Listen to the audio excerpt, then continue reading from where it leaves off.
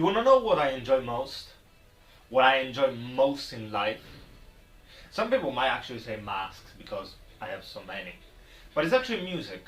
Very lately I had my musical awakening, and weirdly wasn't, even though I'm listening to different genres of music and different, I have one that is my first one, that is the one that caused me the musical awakening, and this one was Ghost.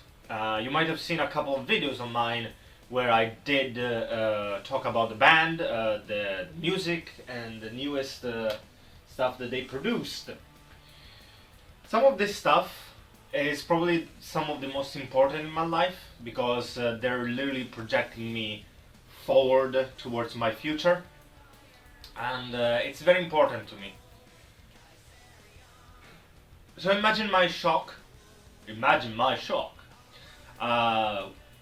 when I discovered that a single was coming out last year towards Halloween because of the Halloween Kills movie, and a new album was fully announced. There was like 2 years of nothing because of COVID. We had rumors of a year prior, and then a kind of a mess happened, and I do not know the logistic of it, so I cannot talk about it. But fact is, we had to wait almost 3 years for a new Ghost album. Finally, it came out.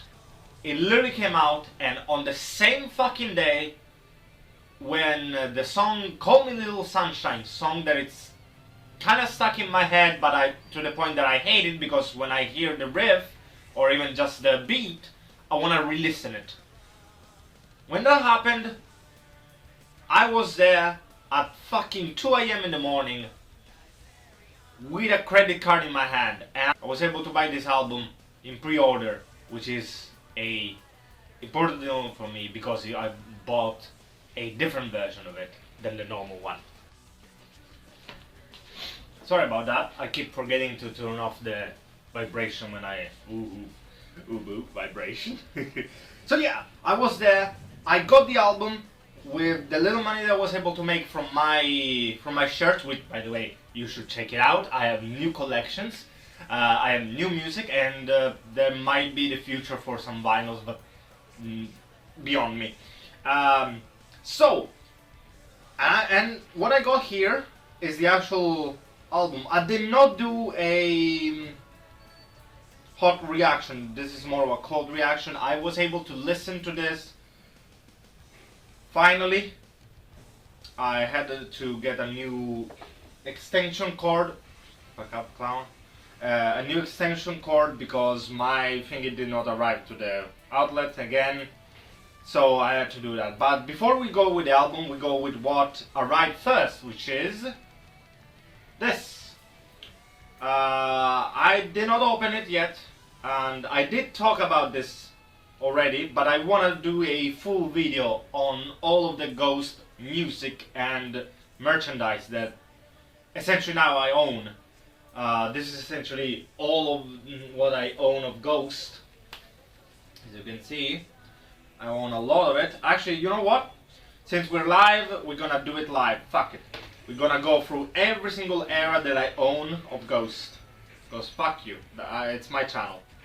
So what we have here is one of my favorite albums. Essentially all of these are my favorite, but some are more favorite than others, you know?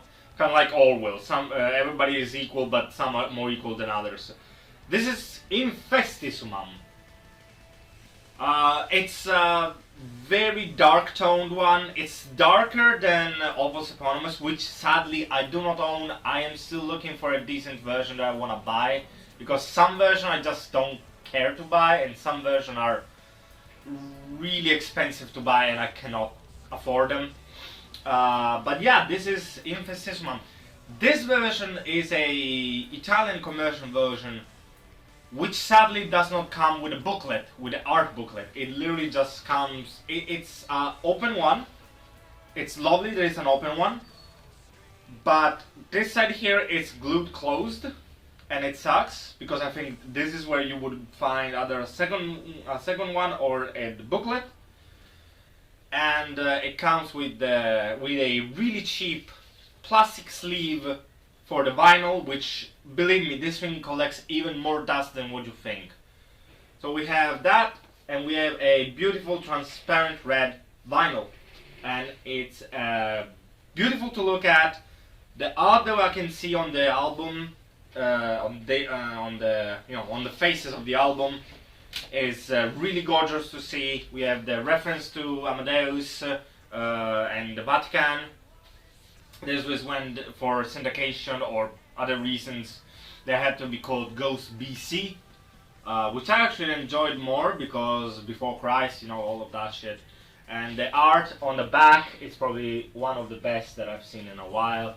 With all of this, there is, and the songs are Infestisum, Per Aspera ad Inferi, Secular Haste, Gigolo How Mendigo, Gule, Zombie Queen, Year Zero, Body and Blood, Idolatry, Depths of Saturn Eyes, and Monstrous Clock. Of this I prefer Per Aspera, probably Gigolo, and Body, more Idolatry than others, because the whole album is a hit or miss. It's their darkest album, but it's not their best album. This is for sure. I don't think that a lot of people enjoyed this album. I know a lot that did, but not as many as you think. This was very experimental for them, and they actually left it back, because what we have after is closer to Opus, and it's actually their best album for the critics. This is Meliora, or Meliora, or whatever you want to call it. The names of the album are not even written on these, so some albums do that, some don't. It's fine. The art of this is very dark. You can probably barely see it. I keep the plastic on because I don't want to ruin it, but here there is a little bit of a rip, and I might just get a new plastic sleeve for these. And this is probably art-wise my least favorite one. I did not enjoy the back cover of it. The Art Deco style is one of my favorite styles. It's that decadent but luxurious style, but I do not enjoy it as much as the classic Empire, grandiose style, like for example in the cover. This was clearly inspired by German expressionist movies and stuff like that, of which I know Tobias is a big fan of. The album itself, the vinyl, comes in a beautiful cardboard sleeve. This is not just paper, this is actually cardboard. Like a stiff paper, not really cardboard, but still. And on the back you actually have all of the lyrics of the songs, so you don't have a static one. And on the front you have Papa Emeritus 3 and the Nameless Ghouls. Like on the other one there was on the opening Papa Emeritus and the Ghouls. This is the black version, and it's pretty basic. I did notice that I had a scratch on it, but since this is so easy to find, I'm not worried about it. I would be worried on Infest or other stuff for collection purposes, which I don't do much of collecting these. I need to find one that I really want. Next we have the art booklet, which is a beautiful art booklet. Everything in here, it's awesome looking. This art is truly amazing. Some visuals, some are just gorgeous to look at, to the point of staying in awe, like spooks and of majesty. They're just beautiful to look at, and there's actually a gigantography of Papa and on. Sadly, Papa 3 is not my favorite one. It's I don't like the face paint. I enjoy the very eccentric look of the outfits, and probably the Meliora Ghoul, my best friend's version of the ghouls. That brings us to Prequel. I do not fucking care for Prequel. Moving on. Fuck you. We have a single. Oh yeah, there's another single, which is 7 Inches of Satanic Panic. It's okay. I did not buy it. I did not care for it. It's still tied to Prequel. I don't care for Prequel. There is reasons why I don't care for Prequel, and I just noticed the beauty of having like just a ray of light over this fucking album. So now we go to the single Hunter's Moon. This is a beautiful single. I did not open it yet, and because sadly there is something that I'm not gonna repeat myself too much about. I already talked about this problem. They put Hunter's Moon in this album in Impera, which what's the point of doing it? Yeah, there is the Hunter's Moon film version. Yeah, I guess. Don't care. The normal Hunter's Moon is awesome. The film version of it is pretty awesome as well. But you can listen it elsewhere. There is no reason for me to open it. It is the orange version. Again, there is no reason for me to open it. The art on it, of course, is beautiful. It's Papa 4. Actually, during the version that he did when he just turned from Copia to Papa, which is fine. Don't care. Now we go for the main event. I'm gonna check if I'm. So, Impera. This album is probably my favorite. I got it again as a pre-order. And the pre-order was about a very special thing that is inside. I heard that some of this came with stickers. I saw the stickers. I did not care about them. I am actually glad they did not add them because they're kind of useless. I don't like them. The designs are not the best. What this comes with is, we're gonna start with, of course, the vinyl. We are back at the paper sleeve, which I'm not a big fan of at all, as you can see. And actually the paper sleeve, it's smaller than the actual vinyl. This is a very thick vinyl. This is probably a good 1.5 millimeters. The others are all except probably Infest around 1 millimeter. So they're very durable. And what we have here is a beautiful, almost transparent gold vinyl, which I actually noticed that it's very transparent. And the art for on the little ring here, it's actually different in these two. One has Loma Vista and gauging, which tells you the timing and whatever's, which weirdly it's not on the others, like none of the others. But on the other side we have that part.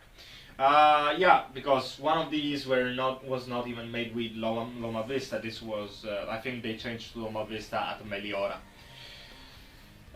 We have the booklet. The booklet is awesome. It's not as durable as the one from Meliora. It's still paper.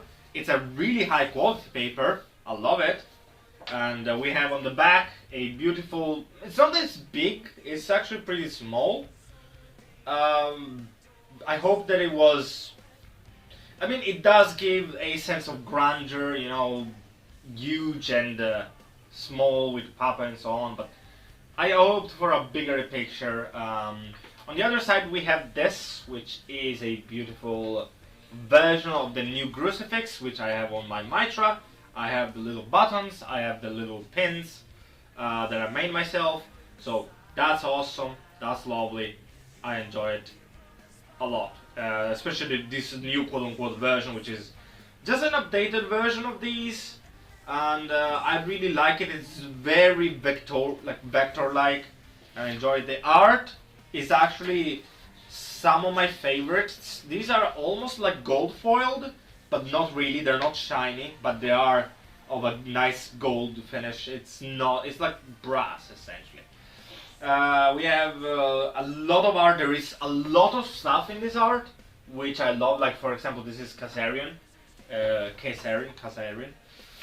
And I'm gonna go in details for these songs. I did not go in the songs of the others, like Meliora, which Sadly, it's not my favorite album. This is another one, Love, Call Me Little Sunshine with Mephistopheles, and I'll go in details right now soon in that.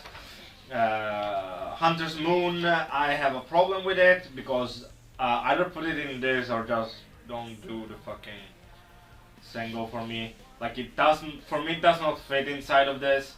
The art of it is truly beautiful. It's a beautiful optical illusion, you know, structural illusion, and just that. Watcher in the Sky, it's awesome because it kind of reminds me of an eyeball. We have beautiful scenes. We have Trump for 20s. I'm not joking. We have actually fucking Trump for 20s. I don't know how much you can see, but god damn it, man. There is some real beautiful shit in this thing. Darkness at the Heart of My Law, which is a beautiful song. We will get into that right now. And my favorite art of all, which is Respite on the Spitalfields, or I don't know if I'm showing it right. But yeah, I don't have a viewfinder. So these are the things that came with the standard one. You know, you can get different color vinyls and probably the booklet on the standard one. But there is something else here. What I have here is a beautiful Impera matte. This is high quality. This is good fucking quality. I love this. The picture is kind of blurry a little bit, but it's because of the fuzziness of the. I think that this is felt. This does not feel like wool, but this is an amazing, a really amazing version. It's a little bit less detailed. You know, it's a print. It's not embroidery. It's not anything particular. So it's a beautiful version of the album cover, and I love it.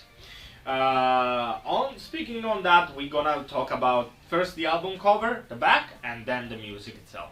So this is the most beautiful album that I own. I don't own many, but this is probably my favorite album that I ever owned.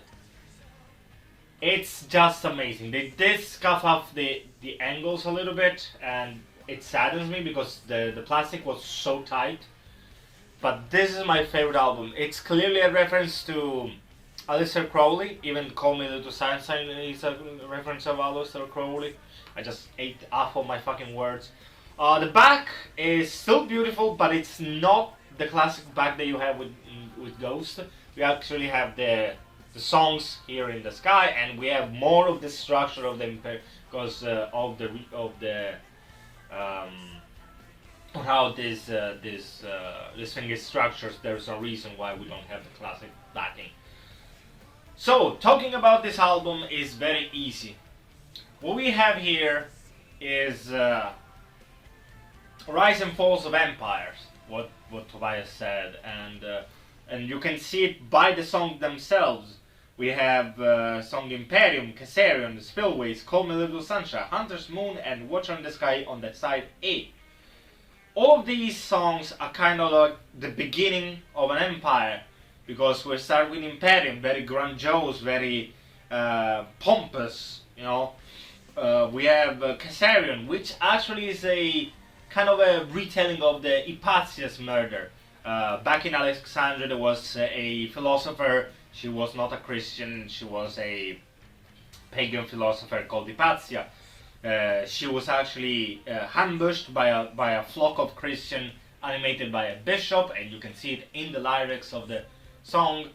And there you would have her murder through stoning, again cited in the song, and then they burned her corpse and remains in the building called the Caesarion. This building does not exist anymore in Alexandria.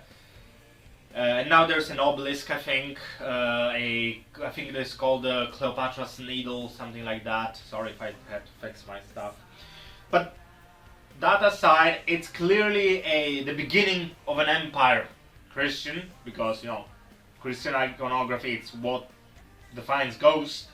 And I'm glad that they got it back, because it kind of went downwards with Prequel. I do not talk about Prequel. I don't care about Prequel because it felt less like Ghost, and this feels like what Prequels wanted to do. Much more pop, but with a better style of imagery, and in general it just feels better. The music is much more catchy than Prequel. Then we have Spillways, how people are enraged and they need outlets for that rage. The spillway is a system through a dam in which excess water is spilled out of the dam. And I actually love the some of the parts of the song are like my fucking favorite. I'm trying not to say like, because, you know, kids. Call Me Little Sunshine. This is very weird for me because the song doesn't fit with the theme. It fits more like with Faust. The song itself, even the music video and the art of it, are connected to the Faust for Goethe, from Goethe or Wagner or Goethe. I think it's Goethe. Forgive me if I don't say it wrong. And there is opium abuse. There is a longing to belong to something, loneliness, and so it's kind of like the beginning of the fall of this empire. You know, we have the first three tracks that are very upbeat. We have still upbeat with Call Me Little Sunshine, but we start a darker path, like if we were going in the underworld of this empire. Then we have Hunter's Moon, which fucking hell does not fit on this album. I know people are enjoying it on it. I do not like it. Even the mixing on this fucking thing, it sucks. I don't know if it's my copy, but in the part that the song is cut, because in the music video there's a part that rewinds, goes full 80s and rewinds. That part is cut, but I can hear an audible pop in that fucking part, which I think it's because of the editing, which I understand it's a hard thing to edit out, but it clearly means that this is the Halloween Kills version. So what was the fucking point of buying the normal Hunter's Moon? I did not hear that. I do not know if that part is in that vinyl, you know, that rewind part. But what's the fucking point? It does not fit thematically. It's reuniting with a brother. It's the night of hunting. It's the night of finding something. It does not fit thematically. I do not know why they put it there. I do not like it in the album. I love the song, but I do not like it in this album. Watcher is in the Sky. I enjoy this song. It grew on me. I do not enjoy it as much of the album. Not for the same reason of Hunter's Moon. This fits well because this fits on the. It's a mockery on all of those people that are like Flat Earth and Novaks, like people that don't use reason and they just look for fucking stuff. So look for a watcher in the sky. They do not look for reason. They look for sensationalism. They look for useless stuff. While problems amount, and like in the song it says, your body and your government rots under our watch. So essentially everything falls down. This is the beginning of the end. When you start to use less reason and more fantasy, your empire will start to fucking crumble for various reasons. Then we have the side B, which is essentially my favorite side in all of the album. I adore this side. I know that I enjoyed Kassarian, Call Me Little Sunshine, and Spillways. I enjoyed that in the A side, but the B side is probably my favorite. We have Dominion, which is essentially a Requiem Mass. It's the beginning. It's the full start of the end. It's not the beginning. It's the begin. It's fucking hell. It's the beginning. It's the end. It's coming. It's there. So Dominion, it's a requiem for the fucking empire that was built through Imperium, Kassarian, and so on. Then we have 20s, dumb fucking choices. The whole fucking song is silly to hear. I see why it was put, because it's silly. It's a dumb idea that starts the fall of an empire. It's war. Which I do not like that they released it as the quote unquote, it's not a single, I think. It's a music video. I don't like that they released it, especially because they released it a couple of days after the Ukrainian war started. I do not think it was the right time to release it. Just let it be in the... Let it be in this. Then we move to Darkness at the Heart of My Love. My favorite song in this album. In all of the album, this is my favorite song. This song is about God-fearing people and how they fucking manipulate you. This song is about, well, the truth of our fucking world. It doesn't matter. If you're in power, you will always try to use your quote-unquote subjects for nefarious deeds, but you will call it love. You will call it love, and there is darkness at the heart of that love. So, that makes sense. You know, I love this song. The song is my favorite. It's a ballad. It's not just metal. It's lovely. The drums, the composition, everything is just amazing. And if the album is nominated for, and it's possible for a Grammy, especially since this album is rising to top ones in like almost worldwide, I can see this being nominated for a Grammy. I would enjoy that too. We already said 20s. Griffwood. Griffwood is prosperity preachers. All of those, you know, Kenneth Copeland, those cunts that fucking get rich with their own, with using poor people that have the fear of God and the fear of death. Griffwood is essentially manipulating people, not like rulers, but more like the word of God, and essentially, and it's a theological nightmare for everybody, and I love it. I love it. I love Griffwood. Not as much as Darkness or the Heart of My Love. Bite of Passage. This song was, I don't know why it was there. They could have just cut it. I guess that they needed 1, 2, 3, 4, 5, 6, 1, 2, 3, 4, 5, 6. Six tracks for everything, but it's literally a small introduction to Respite on the Spit of Hills. Kind of feels empty without Bite of Passage. So I guess they had to cut it just to say that there is 6 tracks, but that's clearly part of Respite on the Spit of Hills, which it's the end of the Empire. We are in the underbelly of the Empire. We are going completely down. It's falling down over the weight of war, people that take advantage of others. We have essentially murders. We have Jack the Ripper, Whitechapel, Spitalfield. I do not know what Spitalfield is. I should look it up. I should have looked it up, but if I don't say wrong, is part of Whitechapel, if I don't say wrong, but I might be mistaken. I don't know. No, leave a comment. I don't fucking care. I care actually. And the song is beautiful. Illusions. We have beautiful composition. This song had to grow on me.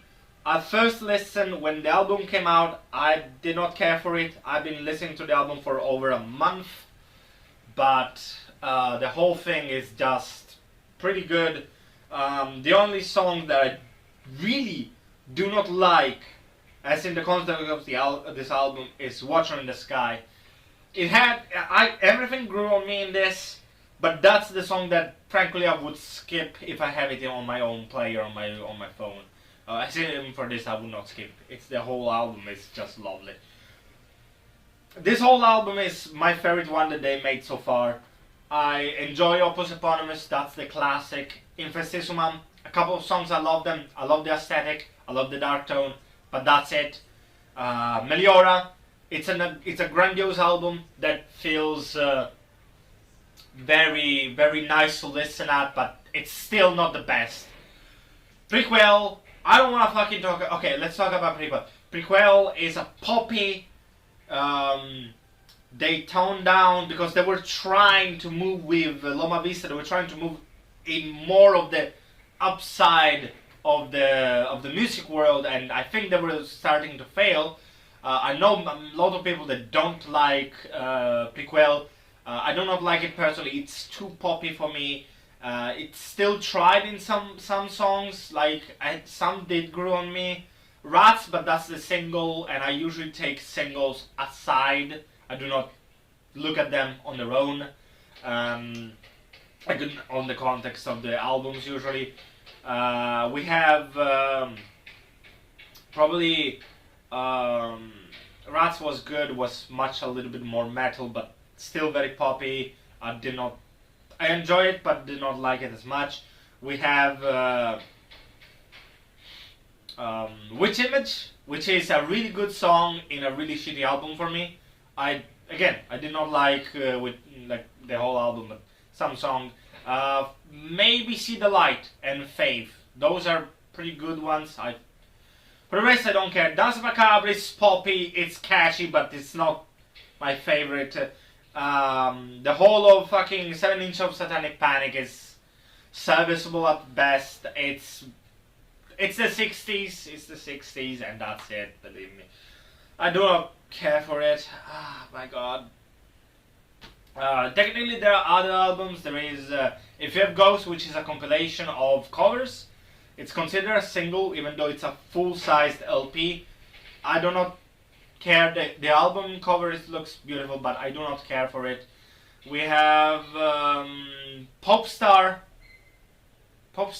yeah, which has Square Hammer. It's essentially a continuation of Meliora, but I will not buy it just for Square Hammer. None of the songs in that EP, I guess it's called, really catch me.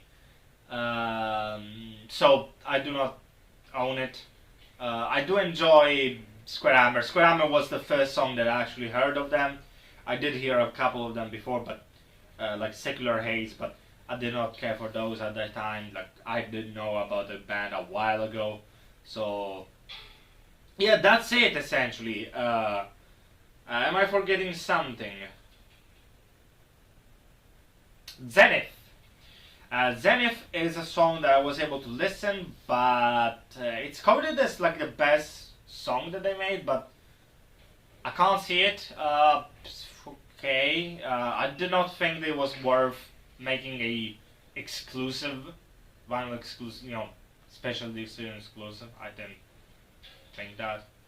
On all of this, I just enjoyed this album most. And yeah, that's essentially all I have to say. So enjoy. This is Meliora. See, yeah, sure. Fuck me.